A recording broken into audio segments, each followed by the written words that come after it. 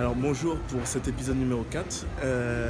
Aujourd'hui, nous sommes avec un futur électeur. Pouvez-vous nous décliner votre prénom et votre profession? Franck et je suis étudiant. Ok. Franck, on aurait aimé savoir comment vous allez choisir votre candidat à l'élection présidentielle 2017. Alors franchement là avec tout ce qui se passe là, Fillon, Macron et compagnie, je reste encore sur mes réserves. J'attends de voir les dernières. Là, pour l'instant là je sais pas encore. Ok. J'attends de voir sur la dernière ligne droite, Ok. encore par rapport au programme et autres et aux divers bouleversements, parce qu'il y en a de. Plus on se rapproche des élections, plus il y en a. Ok. Et après je me déciderai par rapport à ce moment-là, quoi. Et donc vous avez mentionné les programmes et autres. Et en ce qui concerne les programmes, finalement, c'est des programmes un peu marketing. Vous faites la différence entre les programmes et l'individu. Bien sûr. Après, c'est vrai que faut pas. Ils nous disent ce qu'on a envie d'entendre. Oui, bien sûr. Maintenant, après, il faut voir derrière par rapport au personnage, le parcours. Si on fait des recherches un peu plus poussées, c'est vrai, il faut le faire. On le fait pas. Après, bon, maintenant, moi, personnellement, je suis plus trop droite-gauche, parce que qu'on prenne l'un ou l'autre, c'est toujours la même chose. Je m'intéresse un peu plus aux autres partis, même si je sais que bon, ils vont pas forcément passer par rapport aux élections, mais pour moi, c'est un moyen de donner mon coup de gueule, entre guillemets, Ok. plutôt que de voter blanc. Oui, bien sûr. Bien sûr. Donc, je m'intéresse plus à. Comment ça s'appelle déjà Ça commence par un A, c'est ça? Non, il est de gauche là. Ah oui, tu vois. Ça commence par un M? J'ai un trou là. Mais? Mélenchon, voilà, merci. Pour l'instant, je m'intéresse à Mélenchon, donc j'observe un peu plus ce qu'il fait. Et bon, là, je le connais pas très bien, mais j'ai vu certaines vidéos, il dit des trucs intelligents. Donc bon, je vais voir après par la suite. J'aime bien le personnage, donc après on verra. Mais c'est très intéressant parce que vous avez dit deux choses un peu qui se contredisent un peu. En fait, vous avez dit que finalement, oui, ils nous font des promesses. Et les promesses n'engagent que ceux qui les écoutent. Et vous avez dit, ouais, il faut s'intéresser un peu au parcours. Mais vous vous intéressez toujours à ce qu'on vous dit à un instant T. Après, le truc, c'est que d'un côté, quand ils vont être élus, il y a quand même une partie du programme qui seront obligés de suivre. Par exemple, si on regarde Hollande, même si son parcours n'était pas extraordinaire, par exemple pour le mariage homosexuel et compagnie, c'est des trucs, si vous voulez, le top du programme, il est entre guillemets obligé de le respecter. Donc, j'ai pris ça en exemple, mais bon, il y a plein d'autres choses. Hein, mais c'est comme ça que je vais déterminer après ce que je vais choisir. Non, Mais bon, après, on peut jamais être sûr, ça reste des hommes. Donc, en soi, on se contredit aussi, c'est vrai. Mais bon, on est obligé de voter, ou bien on vote pas, on reste à la maison. Non, moi je suis d'accord, hein, il faut quand même voter. C'est un petit pouvoir, peut-être dans un monde injuste qu'on donne aux citoyens.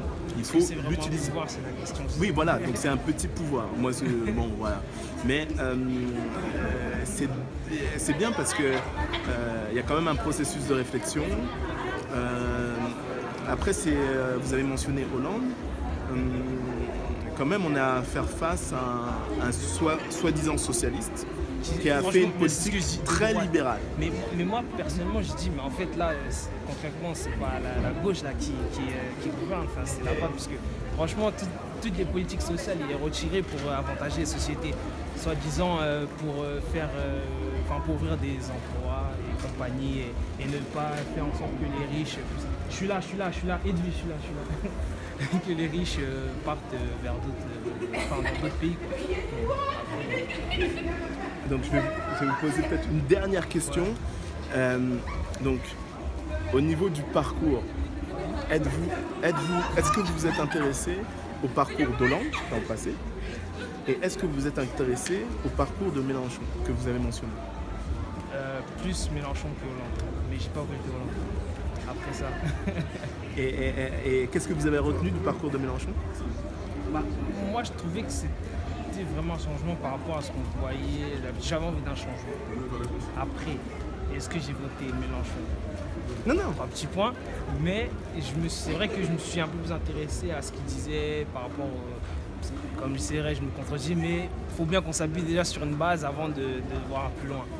Et franchement, ce qu'il dit, c'est pas bête, c'est pas aussi bête que ça. Et par rapport au débat qu'il y avait avec d'autres partis, on voyait que parfois il les mettait un peu dans...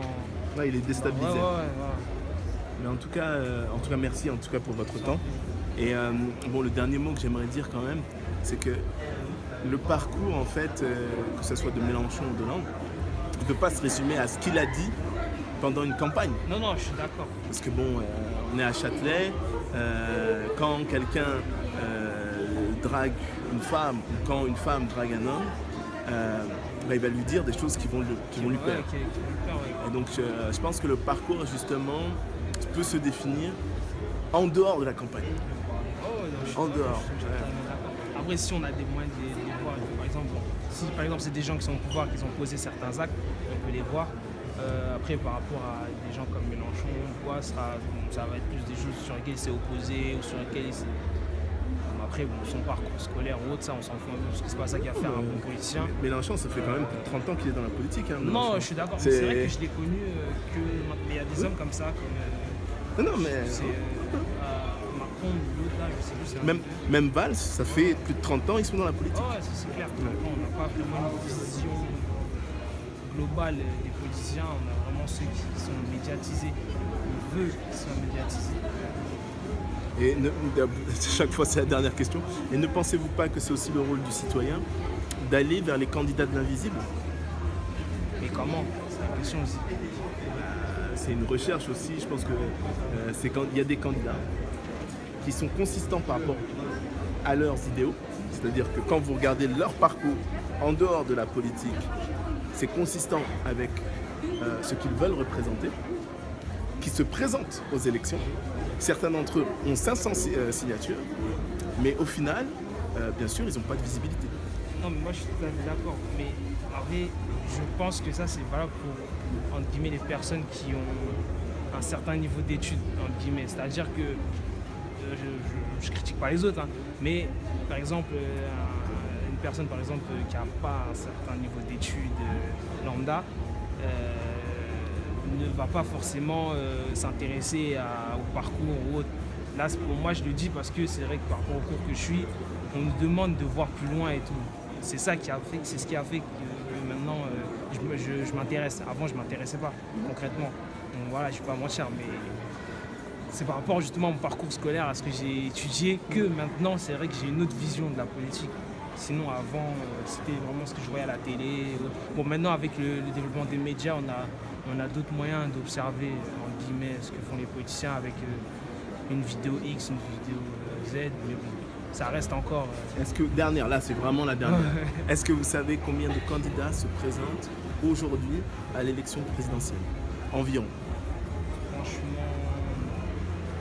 Un nombre environ? Je dirais 6.